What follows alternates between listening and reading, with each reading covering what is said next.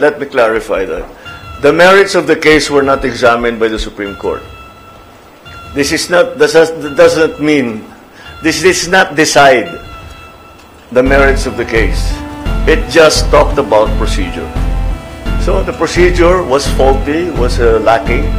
So yun ang assessment ng Supreme Court. It has no bearing on the rightness or wrongness of the impeachment case.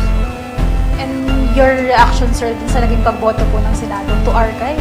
Nasabi niyo, sir, ano kayo? Interested observer po kayo. Kaya nga, so I've observed that they voted in, that's it. I keep telling you, the executive has no role in this.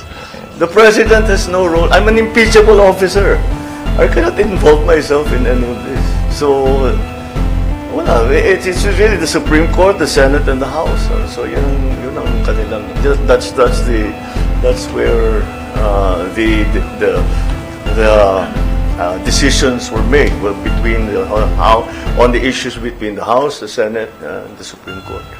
The Supreme Court has decided, and like I've said, that's it. That's the Supreme Court has decided. How can people still be confident in our accountability mechanisms given all the political noise? Again, there has been no trial. So the merits of the case have not been examined, tried, adjudicated, argued, discussed. So accountability just doesn't come into it. People have to understand, it is a procedural question.